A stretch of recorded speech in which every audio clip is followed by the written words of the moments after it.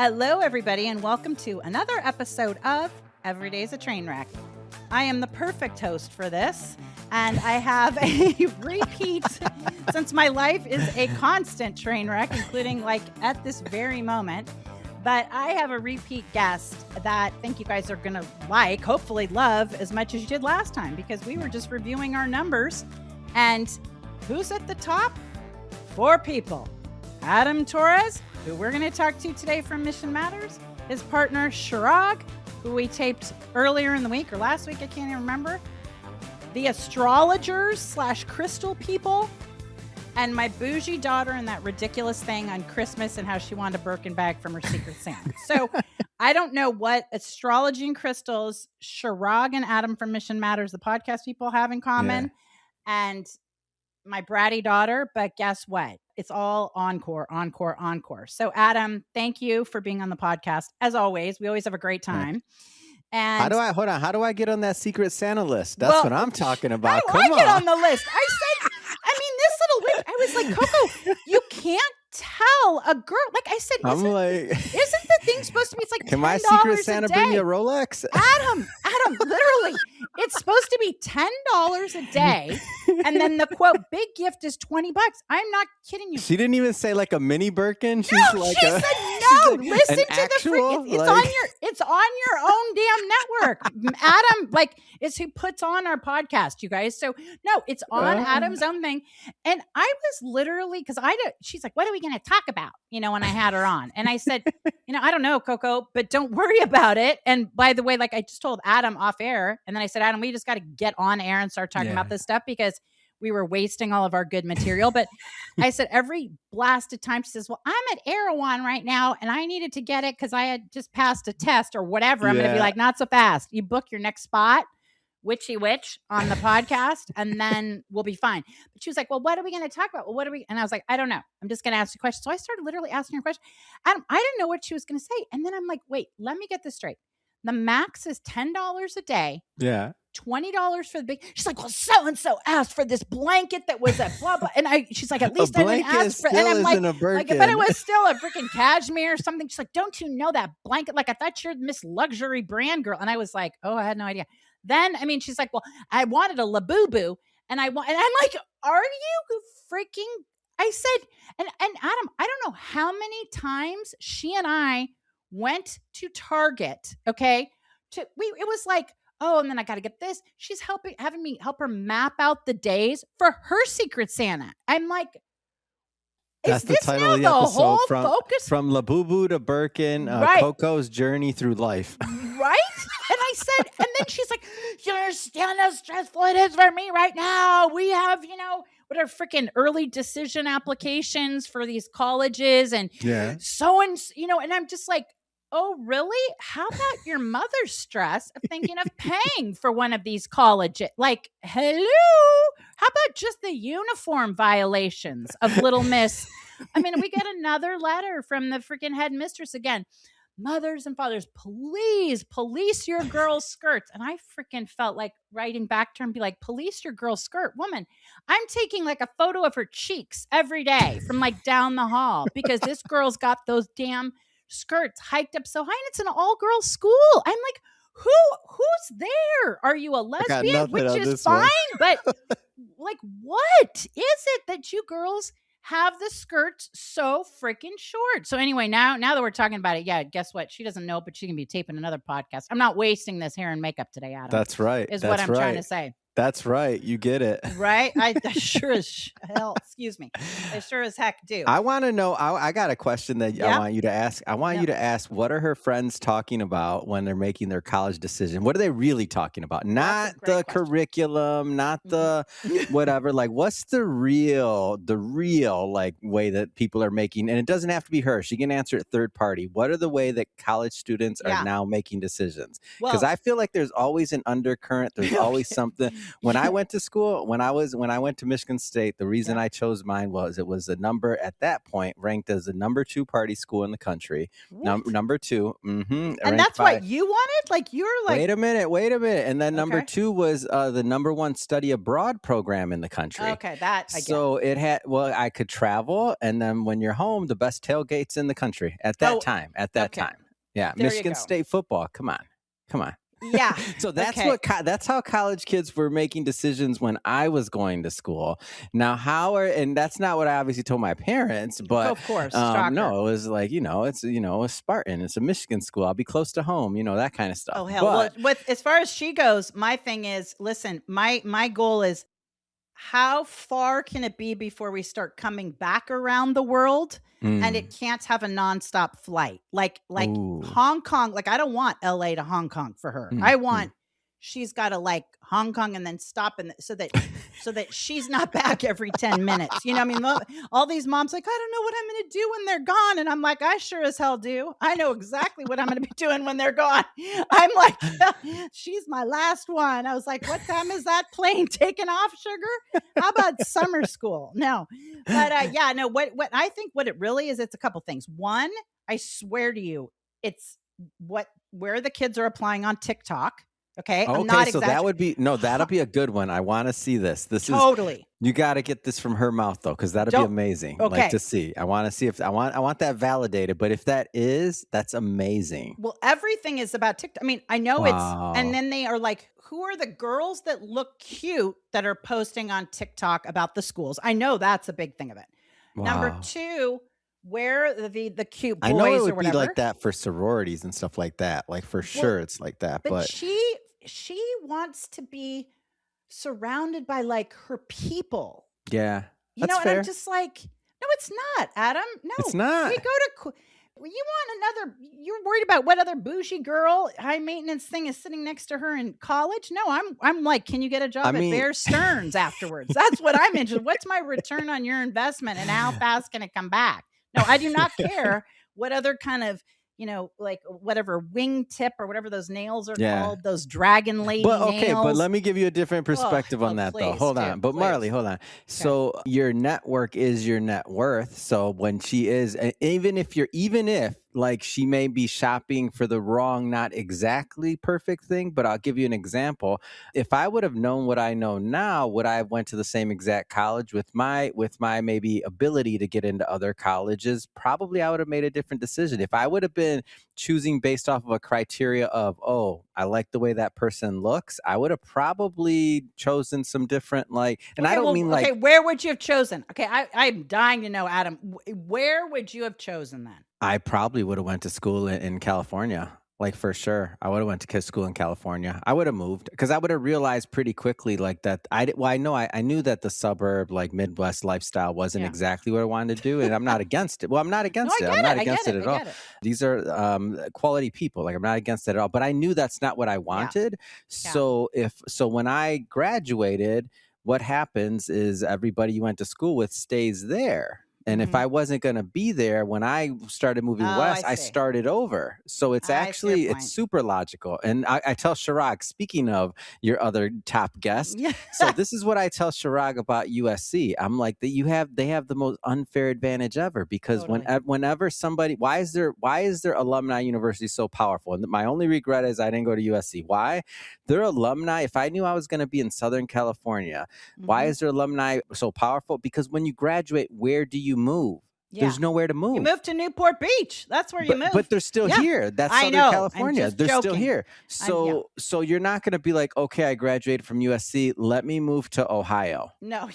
You're not going to, I mean, you're not going to be able to offer them enough salary to move to Ohio from USC. Right. And so now what happens is, of course, they're smart people, blah, blah, blah. Take academics out. Geography alone, you have generations of people that went to the same school. Yeah. Period. I know. I mean, so it's a cult. My middle son, speaking of Ohio, went to Ohio State first year. I mean, God bless. It was like, to me, it was like so scary that it was so big, but he was thrilled. Yeah. But guess what? Ohio State, he had a 4.0. It was too easy. So he transferred to USC. He's a sophomore now at USC. His dad went to USC undergrad and MBA and all this stuff. And our thing was always, or my thing was always like, you don't want to, you want to get out of California. Like that was my parents' thing with us. Yeah. They're like, you got to see something else because you can always come back to California. He did it for a semester. He's fine. I did it for a year. Actually. Oh, a year. Okay. And then, he's fine. Which is, yeah, thank you. Again, Adam, I think both of my 2 out of 3 are going to want to listen to this reaffirming that you're doing of all their life choices. Whereas I'm like, even if it's accidental, if you think about just that, about like attracts like, and if you want to be in a certain area and this and that. So those people that say what you will, but certain demographics okay, there's no difference to that between like the Ivy League legacy. It's the same thing. Okay. Well, it's just, but I guess the difference is that they're getting their information from TikTok. Well, exactly. They're not getting it from their parents. Exactly. And then that might be different. That might be a little different. And then in TikTok, I get the TikTok, added this to the Pinterest board because now she's got to go to Mallorca for spring break because it's Mallorca because she's mom. I need to tell Chirag, I need to go to Mallorca for a podcast episode. What I was say, how about we all freaking go to Mallorca? I'm thinking to myself, are you damn out of your mind? What in the world is happening in Mallorca? And so anyway, yours truly is heading to Mallorca in a month and a half with these 2 friends of hers. And you know why, Adam? Talk about kids are the best salespeople because I am so over hearing about it. I am so over. Well, this will be perfect for Spain. This will be perfect. If I hear one more blasted, I swear to you, this haircut will be perfect for this lip gloss. I'm just like, I finally was like, if I never have to hear the word Spain until I board the plane, can I just say fine? Right. Yeah. But I couldn't. I mean, it's amazing that like Erewhon didn't have like Spanish beans from Mallorca or somewhere. Oh, they do. They do. Okay, again. Great. And now if she happens to be bored and listens to this, now she's going on the search. Well, yeah, exactly. And then I said, and you know what? We were talking yesterday actually about her episode and my assistant was here. And I was like, oh yeah, Coco. And like, we couldn't even tag you because I guess your Instagram is private. And she's like, now you're complaining because my Instagram is private. I was like, oh, that's right. She's like, you should be happy. Everybody else. And I was like, oh, that's right. I do want you to have the private. That's right. But then I was like, she's like, you just want it because it didn't help your numbers. That's right. That's right. Those numbers are paying for Mallorca. Get with it, Coco. That's what I said, girl. And I'm thinking, and Adam and his freaking super miles. I mean, I think it should be Adam, Chirag, and Marley, and then let little Miss Mallorca of TikTok go do whatever, I mean, can't we just do like 3 each of us have our podcasts and it's all about filming the girls in Mallorca? Like, oh, this is what happened now. I mean, yeah, I don't know. My mini bar bill is going to be more than her college tuition. I have a feeling, but that's true. Right? Seriously. I mean, it's just is so wrong. So you're lucky you don't have kids that you know about. I mean, at least I know. None that you're freaking paying for. But that's when the whole picture changes. So, okay, that's the most incredible lead up ever. Nobody even knows what you do, Adam. So you have as I love it that I tag Secret Santa. I think yeah. I wasn't on that recipient or giving list on that one though. Right. Yeah. Well, my American Express was. Well, listen. Adam texts me yesterday and it's like, oh yay, when can you be back on the podcast? Isn't this like nice timing that I manifested it? And then we worked that out for today. But Adam, you have a whole new thing out called like 8 billion podcasts on YouTube and this book that I did do my homework with. And we've talked all about how, beforehand. And that's why I was like, we got to move this to the podcast about how podcasts are now like the total free speech spot. So tell us, give us the lowdown on Mission Matters. People can listen to the past episode, of course. They can definitely listen to Chirag's version because we always have a good time talking about you. But tell us about that and tell us what you're working on. And most importantly, share the statistic of how many freaking podcast interviews you do a week because it is mind numbing. Yeah. Let's see. So where to start on that one? The new book is called 1 Billion Podcasts. And what I wrote it for and why I wrote it was really, I started, I don't know if you know this, Marley, but last year was the first year that I started guesting on shows. So I never went on shows. Yeah. Like I never went on shows. I was just busy recording. So I recorded over, for everybody that doesn't know, over 6,000 episodes and do a ton every week. And this year I'll do another 1,500 plus episodes easily. Last year, same thing. And that's what I do. So I was going on shows and kept getting this question, and people look at me and they're like, "Well, what? Well, isn't it saturated? Aren't there too many podcasts?" Yeah. And what I realized was, I'd always just immediately like just correct the host, and sometimes it came across as a little rude, sometimes not. But I realized at root, if somebody even asks that question, it means that they don't understand the business that they're in. They may know how to be. They may be a great host. They may be a better host than me, better all of that, but it still doesn't mean they understand the business. They don't know the numbers. They don't know the opportunity. They don't know the timing. They don't know the trend of the industry that they're in. They don't know any of it. If they ask that question.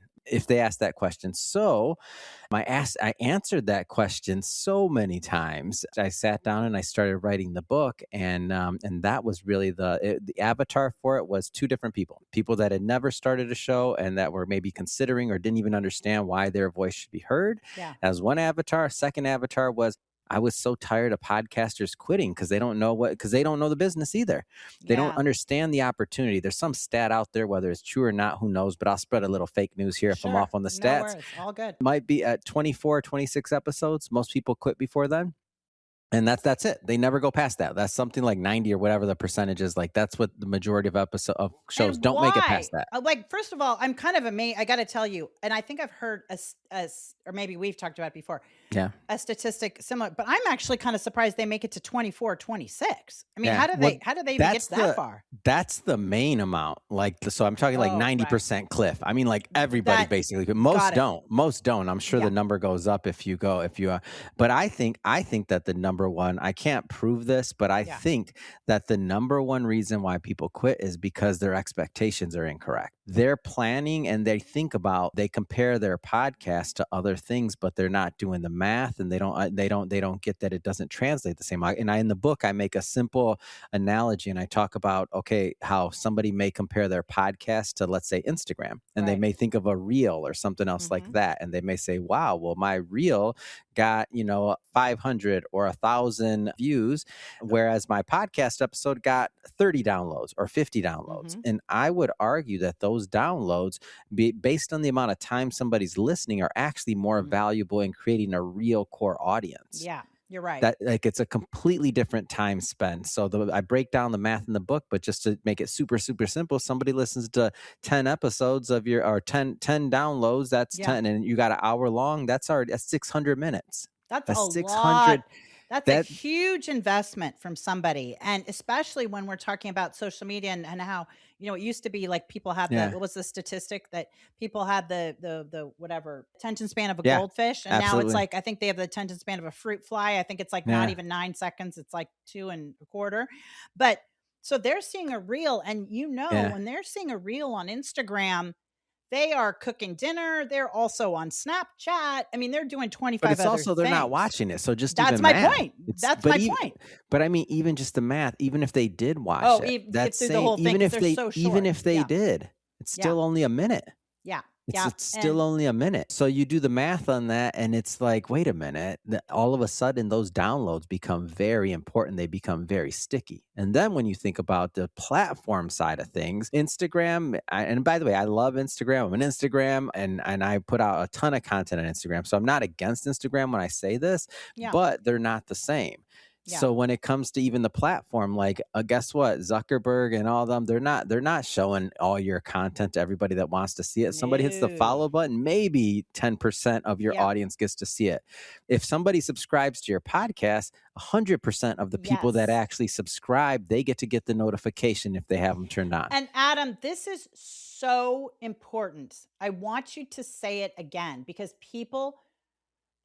you and I live and breathe podcasts and social media and content. And well, I will speak for myself. I am a numbers junkie and a Mm. data junkie and stats. And I love to see what performed, why, how Yeah, long, yeah, like yeah, what, all that stuff. But I want you to say that again, is because it is not all things created equal, yeah, whether it's Facebook, Instagram, TikTok, you yeah, are served up, even if yeah. you're following the person. Now, like, just highlight it one more time. Yeah. Well, and I'll also give you this too as I do that, but the opportunity cost. Somebody spends an hour with your show. That means Hmm. they didn't spend an hour with a Netflix episode that may have cost 50 or 500,000 or who knows, Right. $5 million, or in the Right. case of a blockbuster, Right. $1 billion. Right. Instead of that, they're spending an hour with you like Yep. that. So let's start with the opportunity cost. Yep. But now look at the infrastructure, the system, and just the way it's built. Like, no, Instagram, all these other things, they're not made to promote your content. They're there to sell advertising, and Yep. they provide you a platform for free to drive traffic to their advertising so that they Exactly. can make money. Okay. And And so they that's can the model. aggregate their data. Basically, Absolutely. right, so Absolutely. that they can you put on your platform, so they then can say, great, we can now analyze all the demographics, psychographics, behavioral patterns, blah blah blah, all Hmm. around the world, and you're giving them access, which is fine. I mean, Yeah, it's a win-win. We've signed up for it. People are in. So in my mind, and so as long as the person listening to this accepts that, so if you could yeah, accept that, then you can move on to the next point, understanding that they're not there to promote your content. So now when you think about it that way, they also have control, and people yes. may not like that idea. But if you've been on People don't YouTube, realize it, Adam, though. They complete. don't realize. You think like, oh, I'm posting something, and if I have 10,000 followers and so has 20,000 followers, that they're just getting served up twice Yeah. as much. Not necessarily. It's based on the algorithms of Hmm. engagement and all this other stuff. So talk Yeah. a little bit about that. Yeah. So as I mentioned before, maybe 10% are going to see it if you're lucky, but then Hmm. take it a step further. And I Hmm. last year I got my very first, I've been doing this a long time. I got my very first YouTube strike. And I'll tell you, Marley, that scared me. And Hmm. I'll tell you why it scared me. Well, I'll Cause I tell them. realized, Let me tell the audience why it's shit scary, because Adam is the nicest, cleanest, yeah. tidiest person on the planet. You could go through Adam's underpants drawer and you're going to find very nice and neat underpants 6 months or less. They're Okay. folded, I was guarantee. going to say folded. And oh, yes, I can only imagine. So, Adam, me getting a strike, I got a strike for Tiger King, right? I mean, Yeah. I've gotten so many strikes in my life. It's a miracle. I'm like Yeah. vertical. But Adam does not get a strike. Okay. Yeah. So keep going. So what scared me about that is I realized I have over 4,000 episodes on YouTube Hmm. minimum, and that's just one channel. And I've been doing this going on 9 years, Hmm. so 10. So that let me know immediately who's in control, and I was like, whoa. So if they wanted to, obviously they're not going to do it like for no reason, but it was a guest that I brought on, and YouTube didn't like that guest. He did not say a single word that was incorrect, because I wouldn't have let him. If he said something Right. that was off or something else like that, my show's super clean. But YouTube has this guy blacklisted. Period. When his name comes up, they get him, and they block his stuff, and that Wow. is what it is. So, and I'm not saying he's never done anything like on another show or something. I don't know Sure. all of his Right. content, but I'm broadcaster style. I want to hear many different opinions, and Right. I don't let anybody say anything off the cuff for Right. sure. I won't Right. allow that. But the point is that it let me know real quick that YouTube's in control. This isn't freedom of speech. This isn't freedom of Right. anything. I have the right to post on YouTube, and if they don't like it, they got the right to take it down and to cancel me. Yes. And That's the reality. you're right. That's the scary thing to me is Hmm. when, and it's like, we saw that with TikTok, right? Where it Yeah. was, they were going to shut down TikTok. And literally I heard this like wail from down the hall. And I, honest to God, I thought, I'm not exaggerating. I thought I was like, oh my God, she's like severed her carotid artery, right? And it was, the ban is going to go into effect. I mean, she literally was, and I was like, you mean of TikTok? Like I couldn't. I mean, Nobody died. right? No, but like that's what I was literally like. You must be bleeding out. This is like the whale of Mm. life. No, but then you realize is that so many of these TikTok people, etc., were so freaked out Yeah. because it's all of a sudden when you stop and think, wow, it's like in business, we Mm. know you don't want to have one customer be too much of your business, right? Yeah. Because you lose the customer, you're toast. Mm-hmm. And the same thing with TikTok. So these people realized, oh my gosh, It's a big deal. it makes sense to Mm-hmm. focus on one channel, et cetera, et cetera. But in this case, oh my gosh, you focus on a channel like that, or you Yeah. focus on like YouTube. If YouTube takes us down, like we were talking before, and I'm can say it because I'm Yeah. so Yeah. proud of it, and you guys really helped me get there. But like a month ago, we had our 2 millionth view on YouTube, Yeah. right? Congratulations. That's And amazing. I was like, and going back to my daughter again, she's like, who's even viewing this? Like, if you have, they're probably bots. I was like, oh my gosh. Okay. They're not. But tell her her Birkin has bots. All right. right. Take Yeah. that. Birkin has bots, baby. Yeah. Like, and so, but the thing is that it does kind of, not that we want to tell people in business you should have multi platforms, right? Mhm. Like, because we know that it's like pick a channel. I Yeah. mean, that makes sense.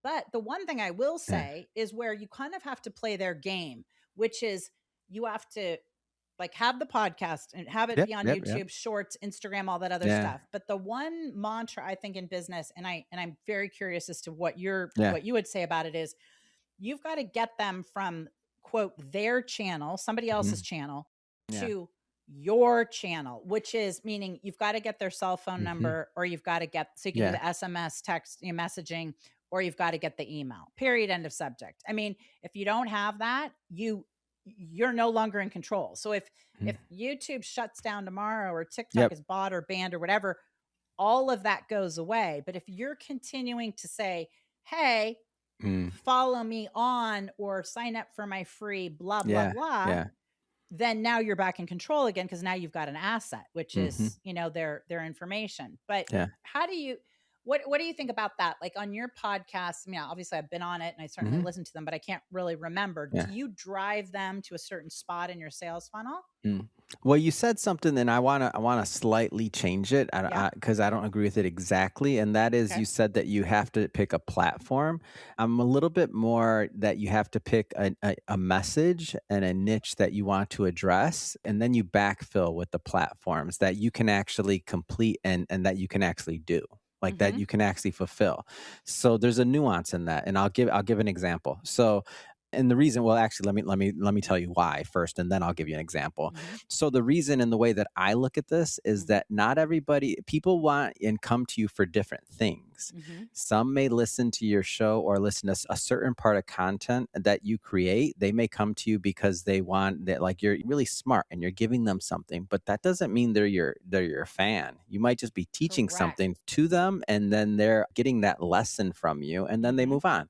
They're not going to be your fan. They're not going to, doesn't mean they dislike you. They're just not a fan. It's okay. So that's one level. And if you think about kind of like top of funnel and when, and how a person knows you and trusts you to absorb content. Now, if you look at that piece, now go a little bit further down that funnel. And when you're creating different types of content, you're going to see who kind of raises their hand almost as like, oh, they're a little bit more of a fan. Okay. And then when you get further and further down that funnel, eventually you get to the super fan. And I'll tell you what that looks like. I'll give you an example. But I want people to kind of have that visualization in their mind of like, top of funnel, somebody that's a casual listener or viewer or passerby. Go further down the funnel, it's somebody that has a little bit more stronger affinity for you and or your brand. And then go further down. The ultimate goal is your super fan. That's going to be the person that anything you put out, they're going to watch. Anything you put out, and they're going to be talking to you at Thanksgiving dinner with their family, even if it's completely inappropriate. Absolutely. I mean, they just are like, oh, you got to listen to this person. And you're like, what, this has to do with what exactly? Yeah. So I'll give you the example of how that relates now to platforms for myself. So I've always done and been known for Mission Matters. And that's a broadcasting, for those that don't know, it's a broadcasting style of show. There's a bunch of different niches and different shows within that brand that I cover. So anything from money to business to entertainment to luxury, but it's a very broadcaster style. I don't give my opinion at all. I ask a lot of questions, and it's not a lot of banter back and forth. So let's just like say this knowledge. show, no banter, no opinions from the host. No. Yeah, exactly. So that's a very specific type of show, and we distribute it all over the place. And we know, like, we intuitively know that that's a longer build and a longer brand. We're not going for any crazy headlines or anything else. Like, we don't expect any huge levels of virality. What we expect is for that to become an institution and a trusted brand. And that's what it has become, 10 years later. When people see it, they understand it, and now there's a certain level of trust built with me and the audience. Yes, now, absolutely. do I think that all the people that listen to Mission Matters are my fan or even care about me? No, the truth is no. They come for the knowledge and the information. Now, when the people that come there, though, little by little, they trickle down, and you can tell, because then they'll go start following my Instagram. Then they'll start going and following other platforms. Little by little. It doesn't happen fast. Yeah. And then this year's the first year that I've actually experimented with seeing if anybody actually cares who I am or what I have to say. And so I created my first monologue show this year. So Inside My Head, or Inside My Mind, excuse me. Great. Yeah. I saw it's on LinkedIn too. And so, correct. So, and I'll get into that one too, actually. And so now what that one did, so it's Adam Torres, Inside My Mind, and it's a monologue show, and it's only me talking about things that I want to talk about, like, period. There's no guests, there's no interviews, there never will be any. And so, and that's said in the. Can I just break the mold? Please, can you just have me sneak in and say, ha ha ha! I was the only one he let talk for 1 minute. Sure. Maybe. Ha, ha. Okay. Anyway, you never know. Well, I'll bring this one up in there. Okay, good. But for that one, what was interesting is, and now getting to the different types of platforms and different things. So for that one, what I found interesting was, since it's a very personal show, I created a LinkedIn newsletter. So that was something different from my personal account. And I figured, the people that follow and or know who I am, that actually care about, because LinkedIn's very thought leadership. Who's the person talking? Yeah. So I said, that will fit that platform. If I all of a sudden start putting, like, Inside My Mind content on Mission Matters or other things, it's going to be weird. Like, I'm going to isolate people that don't come here for what Adam has to say. They come here for the knowledge and for the interviews. So in doing that, we gained over 1,000 subscribers to the newsletter already, which honestly, Marley, that frankly shocked me. Like, that was a shock. We're talking about how there's no censorship and whatever, way before. And then all of a sudden I get this thing, Google Chrome unexpectedly quit, and the whole screen was gone. And I'm like, oh my God, somebody doesn't like what we're saying. They know. I'm sorry. They know. Facebook, I run a lot of ads with you. I take back everything I said. No, not. I better not see my cost per click. If that doubles, it's gonna be like up 500%. I lied. I'm sorry. Right. I love it. I love it. Everybody start a Facebook page and channel or whatever they sell. Oh my Lord. Buy some advertising from Facebook, please. Okay. Now, Adam, literally, I have done the podcast now for so it's been I think I've done 1 year and 3 months. That has never, ever, ever happened. Ever. Everybody please put in some money into Facebook. Please put in some money. I'm going to do and into Google. Buy some Google stock or something. Go fund Marley and Adam. Okay, so let's go back to. So let's say. So let's do the pickup. So the newsletter. So I said the newsletter. So going back to the funnel. So I wanted to see and to test the audience and to see. Well, hey, I've never given my opinion really at all. No. And that's after 8 years of doing this at least. Yeah. And so I go to so I start a different show that's all based on just only my opinion. And I'm just curious. Like, does anybody care? Maybe they do. Maybe they don't. I didn't know. But I was making it for myself. Really. I was just like, I got some things I want to say too. So it's not appropriate for me to change the format of the show because the host wants to vent. Like, that's not cool. So, well, then have we met? But Lord have mercy, that's the whole premise. Hold on, but that's the difference. Oh no, I'm glad you brought that up, Marley. Though, but every day is a train wreck. That is the premise. So that's different. It's a different show. And that's okay. Now, what would be weird is if you didn't do that, and all of a sudden if people are watching and tuning in for the train wreck, they don't want to hear the random come on, our lead in was about Birkins and Labooboo. Yeah, exactly. Exactly. They don't want to hear that all of a sudden I'm smooth sailing. They don't want to hear that I'm retiring and I'm in my own Birkin interview bag. about tell me more. Yeah, no, that ain't gonna tell me work. how great everything's going. No, they are not tuning in for that. They are tuning in for the SH show. They're like, she changed. She changed. We don't like her anymore now that she's fixed. Okay. So I start the show, and what's interesting to me though is I put out the newsletter. We got over 1,000 subscribers on the newsletter on LinkedIn, which I never even wanted to start a LinkedIn newsletter. But I thought about where the most appropriate, going back to what you said before, I thought about the most appropriate place for it. So I had the type of content and I matched it with the appropriate place, and it's taken off there. And I also put, so just to kind of piggyback on that, when we think about distribution, I also did the distribution for that particular show on Ask Adam Torres. So my personal page, because it's a personal show. I didn't put that on missionmatters.com. There's a reason for it. Now hang on, because I believe you and I were talking when you first started Ask Adam Torres, and that you were like weren't you doing movies or something? You were just kind of like commenting on. That one's just for fun. I don't even know if that's not a show. That's just for fun. But is that like, are you on Instagram doing that?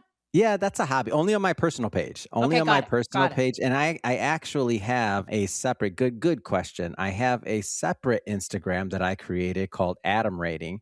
And that's what I did. So it is a separate account and a separate Instagram. And all I do is I share the story because it disappears. And I got to tell you, update on Adam Rating, Marley, because this is the kind of stuff that upsets me. Well, it doesn't upset me, but because nothing upsets you. No, you guys literally have to do a dig into Adam because Marley, literally. Do you know how many freaking movie tickets I'm selling?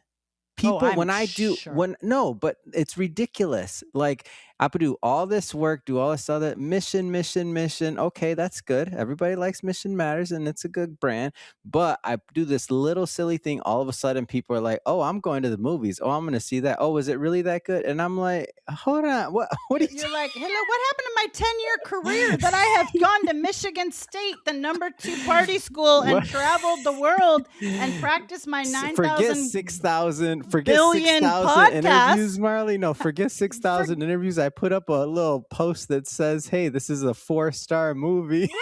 And everybody's buying movie tickets. Everybody's buying movie tickets. Well, that's why it's called an affiliate link, Adam. And that's why you got to reach out to freaking Paramount and Sherry Redstone or whoever is now in charge and say, I die every time. I don't like proclaim that I have any background. I just say what I like. That's it. But you know what? The best part on that note, Adam, is that we did kind of along the lines of Every Day's a Train Wreck. But for the party space, we did this thing. We did a press release. I was like, hey, because my publicist is always looking for different hooks for stuff. And one of the things that we always get brought in on, it seems, is things that have gone horribly south, or there'll be a news thing. I mean, shocker, right? A train wreck. Or it'll be like, imagine.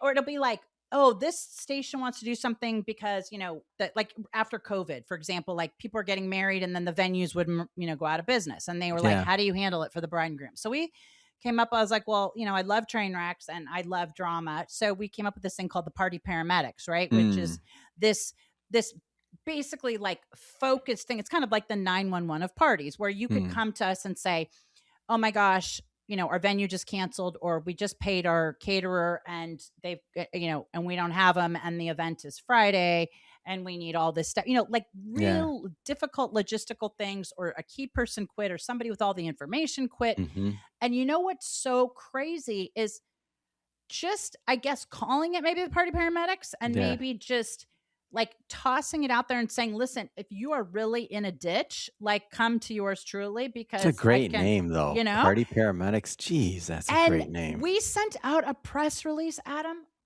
I am telling you, I could not believe the sources that picked it up. And so it's like, I think it goes to kind of what you're saying. A few things is sometimes you've just got to just try something that's just like in your mind, and view its movies. And unfortunately, I will say a lot of times it ends up being the quote easiest thing. Like when we do Instagram stories and stuff, and my assistant always says, like, I'll do the top 5 things to do at your Christmas event or whatever. She's like, Marley, the ones that go crazy are where you're like no makeup with the rain in the background going, if you're going to the Coldplay concert, you're effed because I can see the Rose Bowl and you better bring your slicker. I mean, I'm not exaggerating. That was one of our reels that was like, and I was like, what about my whole 30 years as an event planner? Like, doesn't that count as something? Nope. They want to know, wow, the weather at the Coldplay concert is not looking good. So now I'm like a junior meteorologist. Yeah. So, but here's the other thing too, Adam, what I'm hearing you say, or what I'm kind of extrapolating is we both have been at it a long time, right? Mm-hmm. So you get to a point where, I forget if it's Malcolm Gladwell or one of them where they talk about 10,000 hours, right? Mm-hmm. And you've done it. And so you literally can just crank it out in your sleep. I mean, you could probably add a van and a ketamine IV, and you could probably, host a podcast. Mm-hmm. But you do get to the point where then I will be one day. Who knows? Get so who knows? Please call me because I would like to be I'd like to be the photographer. Yeah, I'd like to be the guest, or I'd like to be the photographer for sure on that. Where it's like, oh, Adam, finally you train wreck. No. Yeah, why don't you dance in your skivvies, Adam? There you go. Okay, something's got a wrinkle now. So, but I think you get to a point of comfortability, and so people who are listening to this, like that, it's kind of. I think there's sometimes so much negativity about being older or having done something so long or having a lot of experience. But, with a lot of experience comes a really amazing bonus, which is you can do things much more quickly.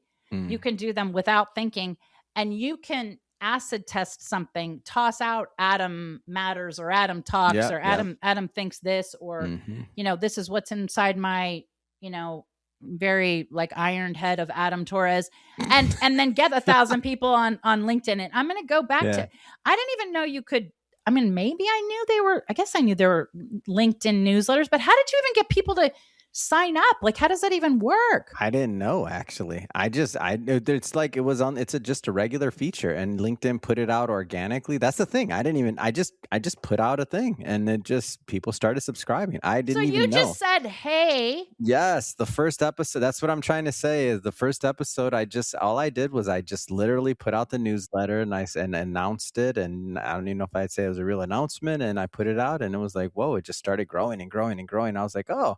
But I think the angle is completely different than anything I've ever said or done before. So the whole, like, the write up on it says that it's a series of personal monologues, and it's me outside of the host role and having a personal conversation. So if you had seen my work for the last 8-9 years, and you always wondered, like, who is that person? And you're like, oh, this is different, because you're not going to get that from an interview. Right. So no, you're going to see Mr. Red Tie. See, today we don't have the red tie. Because anytime you see Adam, man, that man has got a nice red tie. Yeah. I'd love to know how many thousands of red ties you got. He isn't in a red tie today. So that's why you want to watch us on our YouTube channel at the Profit Goddess. That's right. No red tie today. The man he's in a t-shirt. He looks like he's ready to go to Baja. Okay. So, so you put this thing out on link. You does LinkedIn just say, like, create a newsletter, and you just put it out and everybody follows it? Yep. Now let me ask you a question. Do you get their contact information? Like, can you use it to then, like, come on, you already know that's not going to happen. Why? Because LinkedIn isn't they're not in the business of promoting you, Marley. That's a theme for everybody listening. Even her asking that question is like, that ain't gonna happen. But here's the thing that I will tell you that did happen, which I was absolutely shocked with, and this is new. For anybody that's ever considered, and this is why I suggest everybody do a LinkedIn newsletter. I didn't know this. I sent out the newsletter, then I got these analytics and stuff back. LinkedIn sends an email on your behalf. The open rate's over 40%. No, wait, yes. Shut so they're sending the it front from door. LinkedIn on the back end. Yes. Oh, and you know what? This is why this is really significant, which might be that's why I'm saying it, Marley. But you know why this is so significant? They are probably putting a lot of effort and a lot of money, ad spend, whatever, to promote their newsletter. Like the service, the actual function. Of course. No. I completely understand. The way I like to, I guess the comparison I liked, because I've had this conversation, is when Facebook started their own groups way back in the day. Right. when they did pages grew like crazy organically, and they got the most traction. When they started groups, the same thing. And then what they did over time was they said, okay, this is working. Let's flip the switch. Yeah, if you want to reach your audience for that group or that page, now you got to pay for advertising. So LinkedIn at some point will do the same thing. Right now, the newsletter's working great. They're sending the emails, all of that'll work.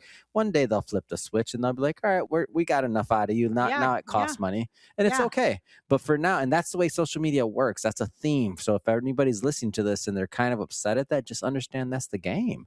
That's what's going to happen. But you take advantage of it while you can. Well, it's like my daughter, like when I was in her high school, we go to Bristol Farms, for during lunchtime because they do the free samples. It's like you just get they see our little uniforms coming, and then eventually they pull the free samples, right? But I mean, I understand at Costco you can still do that. So you make lunch out of the samples till they get wind of it. So that's the same.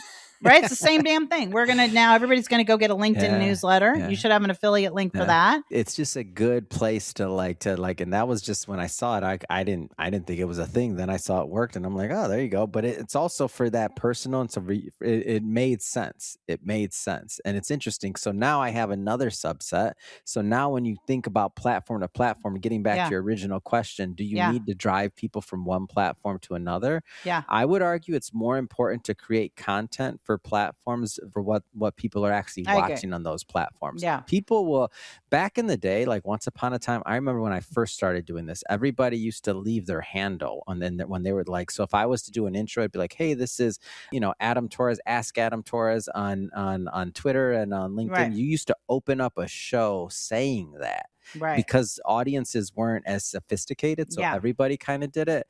Then that went out of vogue because people kind of over time it became silly to say something that everybody already knows. It's assumed that you already have an Instagram or this or that or whatever if you're a host. So for somebody to look you up, it's assumed. You're not going to lead and say, hey, this is at Ask Adam Torres on Instagram. Like that'd be silly. Yeah, I might still do it though, just because I want to pimp myself out. I might say still as party goddess, but so but yours is different. Yours is a brand. No, yours is a brand. At totally the party goddess is completely different than for me though. I was leaving my name. Yeah, it's at Ask Adam. That doesn't make sense to be specific. It does make sense if you're at the party goddess because nobody's going to intuitively know that that's where they. You know what I mean? That's different. Totally, yeah. But and everybody's like, we're already asking Adam damn Torres, man. We don't need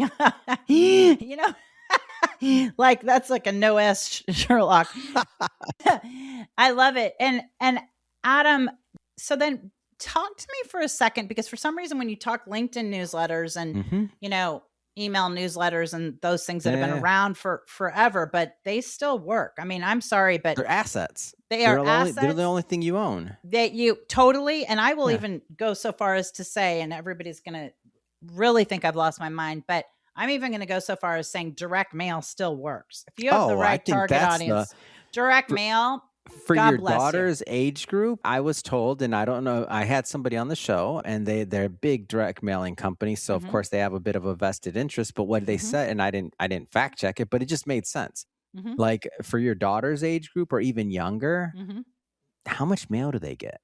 They ain't never seen a piece of paper that says Ms. Coco, whatever. Yeah, that's the point. Right. So when they get that, they're excited. It actually evokes a different emotion than it does in, let's just say, the boomers who maybe have gotten junk mail their whole life. Oh, and we're like, oh, help, please, Mr. Post Office man. I'm good. Dump the mail in the forest. Or hit up by like charities or direct mail or this, that, all these other things. But if somebody that's younger gets a piece of something in the mail, like I've wanted to experiment with this, and I probably will in time, but I was thinking about like cards and things like that. And as I get further into this, going down the funnel, like this kind of like the super fan side of things, I'll curate another list and I'll curate, those that are that are actually like following and everything. And that would be something that I would do that'd be just a little bit extra special, like the fan club style. Well, you know what? You gave me a really good idea, actually, and which you and I talk about ideas and stuff before. And when I first launched the podcast, right? And then, these days it's like you go to a conference or somebody and you're bumping phones instead of handing business cards. See, ADHD girl, I still like business cards. I still like to touch it. I like to know how heavy the paper is, all that stuff. But these days, 90% of the time you ask somebody for a card and like, oh, I don't have one. But one thing I did when we launched the podcast is I copied, I think something you did. You had postcards or something, I think, with a Oh QR code for yeah, your I podcast. still. What do you mean had? Hold on, Oh, hold oh, on. look Don't at, better oh, respect. I Oh, you better. beg your pardon. Don't now. There's Hold the on. red tag.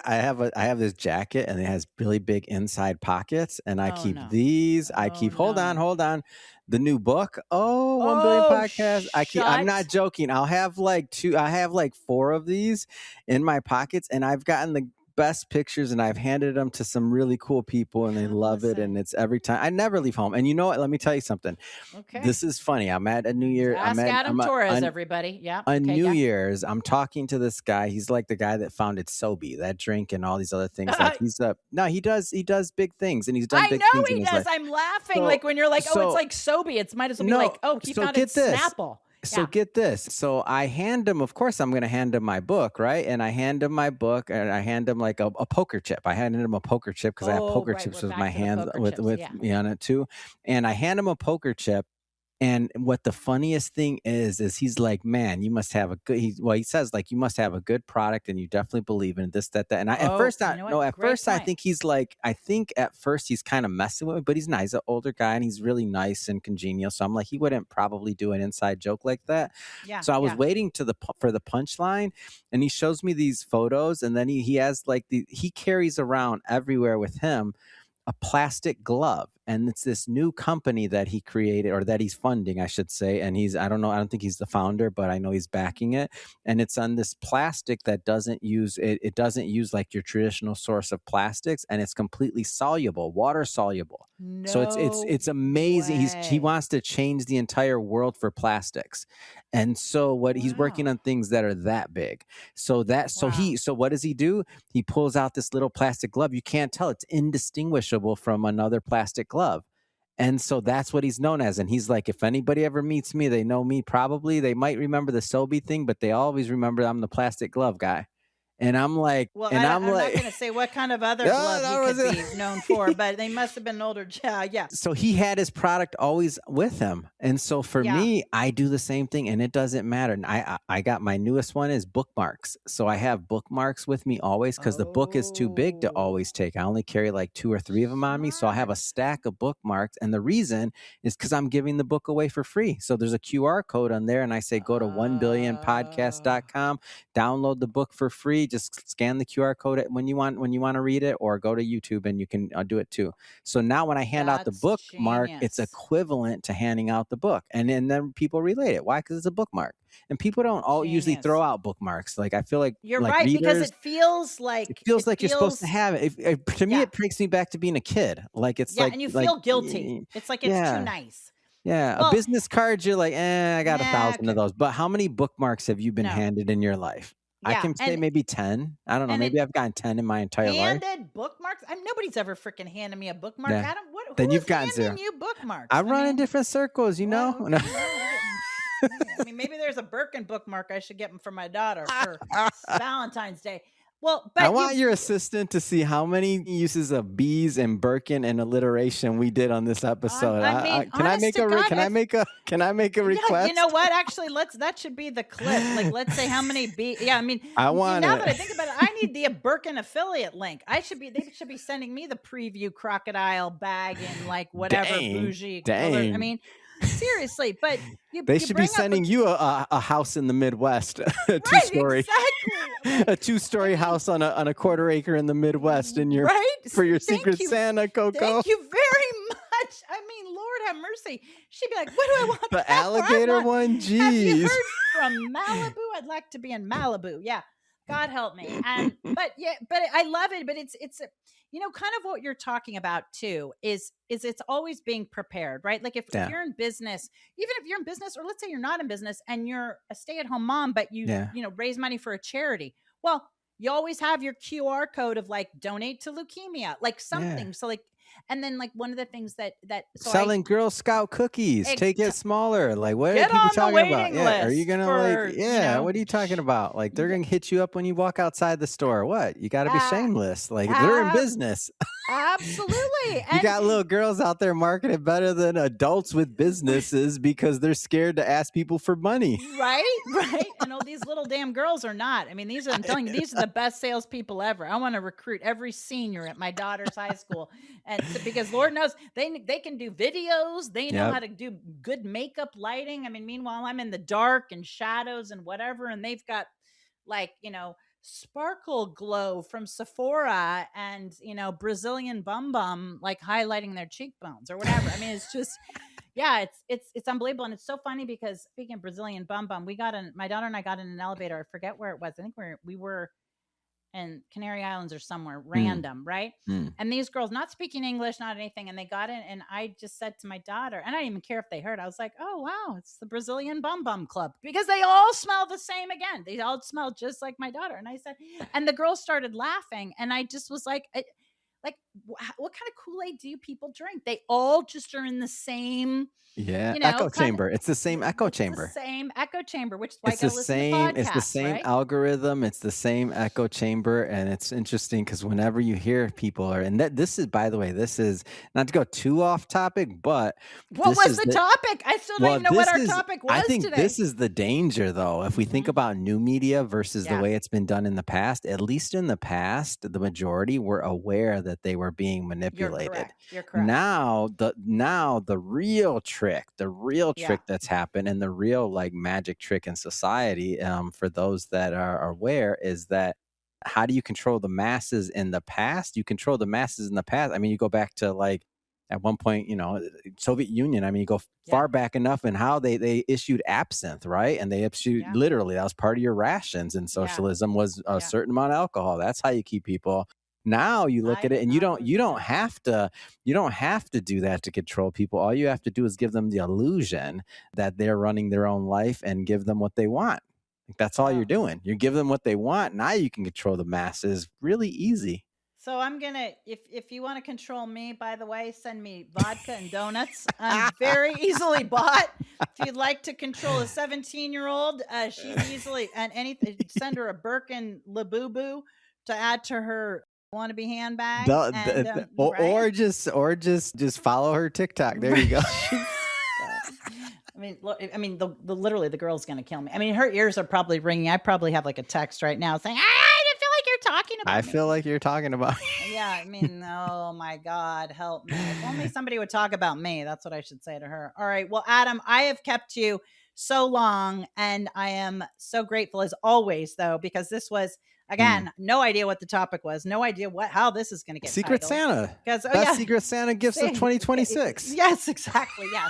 Secret Santa, a preview for December 2026 holiday season. Alligator, right? Yeah, and Birkin, please call me. I'll put my number in the show notes. No, I too can sell luxury products for you. Okay, well, Adam, I loved it. I loved the conversation. Yes, Adam, what platform, what newsletter? Instagram, Ask Adam Torres. So simple. Go on Instagram, Ask Adam Torres. It's so simple. There's a link there if you want the book, if you want all the free stuff we talked about, everything else. It's simple. Ask Adam Torres on Instagram. You'll see more of me than you ever wanted to in your life. Not possible. Not possible. Adam's a handsome gentleman, ladies, in case you'd like to check him out on our YouTube channel at The Prophet Goddess.